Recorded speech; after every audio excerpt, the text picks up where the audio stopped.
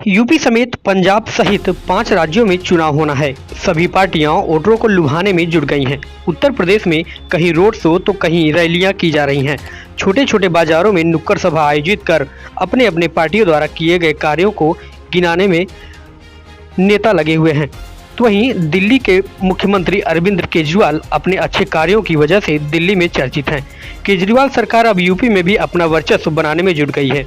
Party के विधानसभा प्रत्याशी विनोद कुमार प्रजापति ने केजरीवाल सरकार की उपलब्धियां गिनाते हुए नुक्कड़ सभा में कई बातों को रखते हुए कहा कि सरकार दिल्ली में महिलाओं का किराया माफ किया, 400 यूनिट बिजली मुफ्त कर दिया है, वहीं 20,000 लीटर पानी मुफ्त है। क्या कुछ कहा विनोद कुमार प्रजापति ने, आइए देखते हैं इस खास रिपोर्ट में।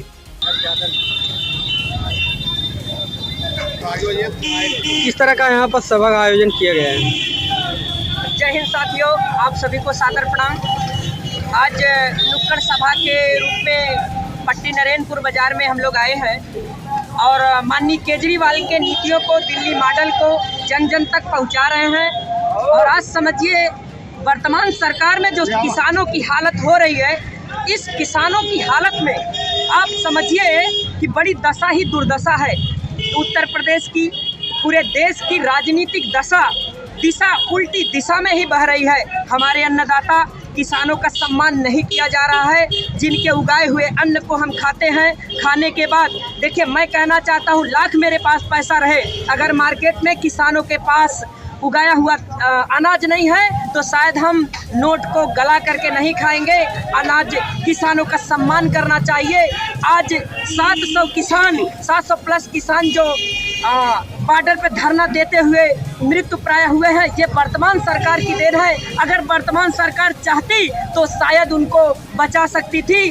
700 प्लस किसान जो मृत्युशैया में गए हैं, शहीद हुए हैं, उनका जिम्मेदार वर्तमान सरकार है। क्योंकि अगर उसको लेना ही था किसान बिल तो समय से पहले क्यों न ली? 1 साल में लेने का क्या मतलब रहा?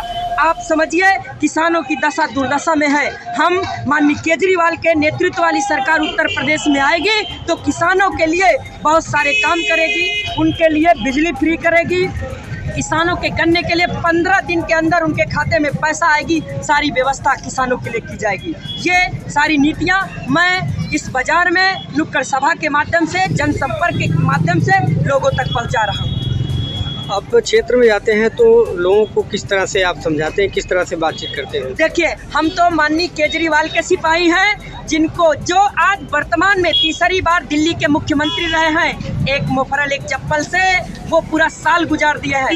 मैं गरीब जनता से बिलोंग करता हूँ, मध्यम परिवार से बिलोंग करता हूँ और गरीब जनता के दुख दर्द को समझता हूँ, उनके बीच जाता हूँ, एक बेटा बन के जाता हूँ, नेता बन के नहीं। उनकी नीतियों को, माननीय केजरीवाल की नीतियों को उन तक पहुँचाता हूँ, उनके लाभ को बताता हूँ कि एक बार जाति धर्म से उठकर अपने बच्चों को भविष्य बनाने के लिए, अपने परिवार के स्वास्थ्य को सुनिश्चित करने के लिए माननीय केजरीवाल को एक बार अवसर दिए हैं और दीजिए। दिल्ली में जैसा काम चल रहा, फ्री पढ़ाई, फ्री दवाई, ये सारी सुविधा यहाँ पे उपलब्ध होगी। आप समझिए, जो गरीब परिवार है, निर्धन परिवार है, किसान परिवार है, जो अपने बच्चों के भविष्य के बारे में सोच नहीं सकता कि हमारे गरीबी के कारण, हमारे धन के अभाव के कारण हमारे बच्चे भी डॉक्टर, इंजीनियर, मास्टर बन सकते हैं, वो आज माननीय केजरीवाल के नेतृत्व वाले सरकार में उम्मीद कर सकते हैं कि उनका लड़का भी MBBS डॉक्टर बन सकता है, IIT PMT कर सकता है। ये सारी बातें हम किसानों तक, गरीब जनता, शोषित समाज जनता तक पहुंचाते हैं। इस समय की सरकार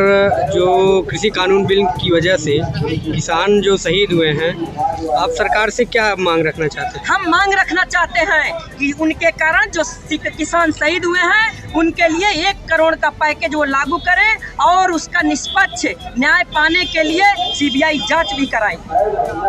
और मुआवजे के लिए आप क्या कहना चाहेंगे? मुआवजे के लिए कहूँगा कि 1 करोड़ रुपए का मुआवजा हर किसान को मिलना चाहिए।